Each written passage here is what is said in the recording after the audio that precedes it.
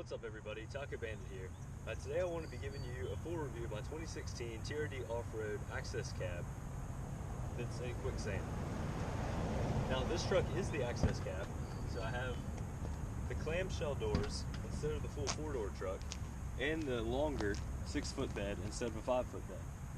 There's not much room behind the front seats, but you do get all that extra bed, and if you need to put somebody in the back, it'd be fine for a pinch.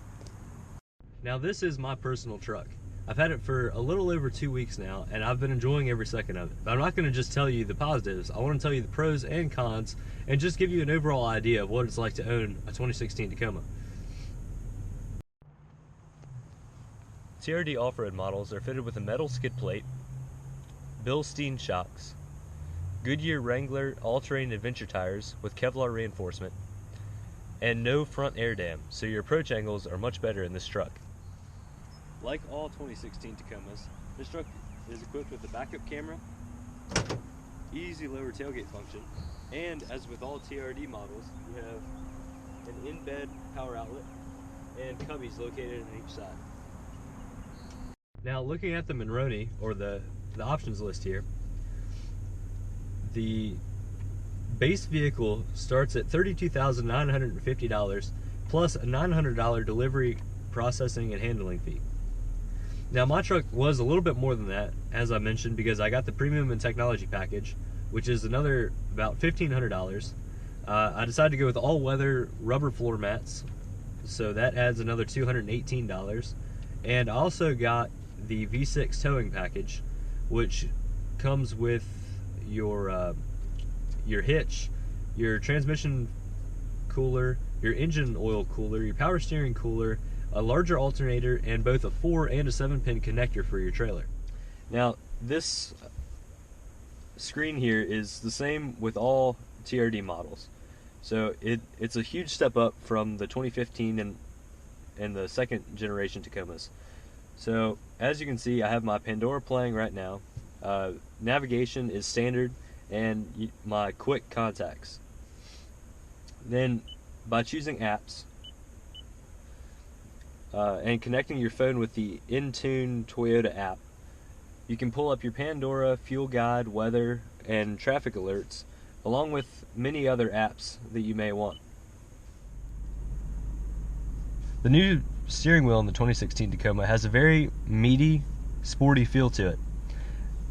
You can control most of the truck's features with the buttons located on the steering wheel, so you can hang up or answer calls, change your radio stations, or cycle through basic truck information. The truck information is displayed in the center screen there on the dash. So there's my speedometer and distance to empty, my average fuel economy. I'm at 17.4 miles to the gallon now, but I've also only driven 376 miles in this truck, so I expect it to go up once the truck is broken in. As well as a trip distance as far as miles and time, a compass, my radio station that's playing, roll and pitch, so how much the truck is tilted, where it's sitting now, tire pressure, as well as any messages that the truck needs to tell me. Truck in reverse, your backup camera is displayed in your center screen, and it gives you a projected outline of what your truck will look like in the projected spot. Now what I've learned is this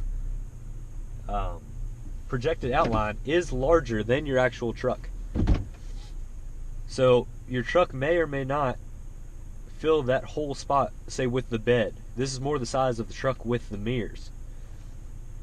And then the red line is about a foot off of your back bumper, 2 feet and 3 feet respectively, from what I've gathered.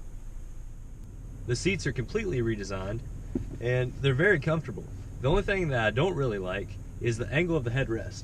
Now the headrest is angled very far forward, so if you like to sit upright like I do, you're constantly hitting your head on the headrest. Now I realize that this is probably a safety feature so that your head doesn't jerk back if you're rear-ended, but it is kind of annoying in day-to-day driving. So setting off here in the 2016 Tacoma, you just need to put your foot on the brake and press the engine start button. and you're ready to go.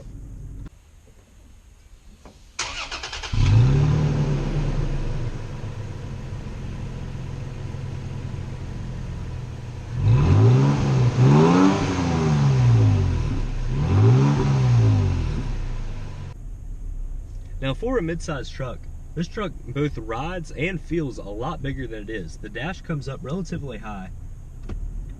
It's still relatively easy to see out of, but it does feel like a much larger truck than it actually is.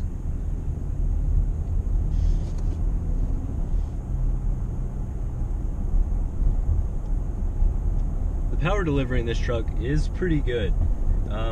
I've read on the Tacoma forums where people said that the transmission's a little strange and that it doesn't feel like it has more horsepower than the last generation, even though it does.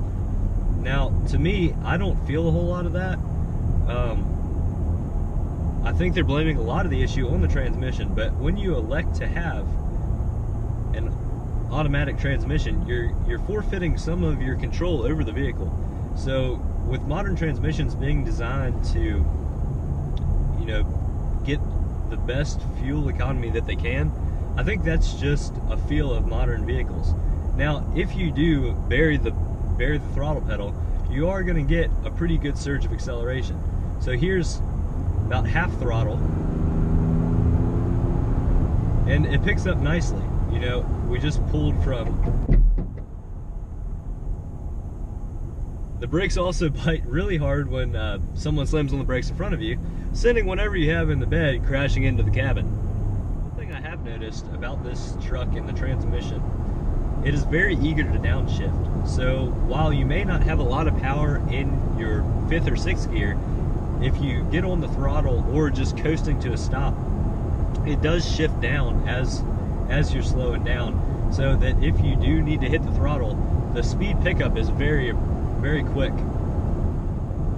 Also, this truck has a sport mode to where you can control each gear. So you simply push the gear selector left, and then you can bump it forward or back. So there's 3rd gear. Then you can go to 4th, 5th, and 6th. Or you can just hold forward for 6th. Like the 2nd gen Tacomas, the 3rd gen Tacomas have their cruise control located right behind the steering wheel. So you simply press the end of the stalk and flick it down to set it, and you're on cruise control. Now, the 3.5 liter V6 that this truck is equipped with is the larger engine choice. There's also a 2.4 liter, I believe, 4-cylinder, which was the same 4-cylinder used in the last generation. It is fitted with either a 5-speed manual or a 6-speed automatic. Now, the fuel economy for that engine is right around the same, I assume, because it doesn't have to work as hard to move this truck around. So there's no real advantage that you would get from going with the smaller engine other than price. Now, the 3.5 liter V6 that I'm driving does use Atkinson's cycle. So the cycle of the engine switches along with the valve timing to produce more power when it needs to, or it can, you know, produce better EPA numbers when you don't need the power. And people are stopped in the middle of the road because they have dogs. Apparently imperative to show off your dogs to said neighbors. And the whole community is coming, bringing their dogs. Oh. Thank you. I have nothing against dogs, but you shouldn't be bringing your dogs in the middle of the street for your safety or the dog's safety. Overall, except for a very limited number of gripes that I have about this truck, I really enjoy it.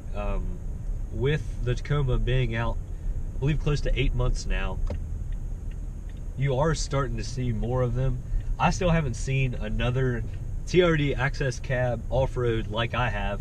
I have seen a couple other, you know, TRD off-roads and a couple other quicksand trucks, but not the exact package that I have. So they are becoming more and more popular.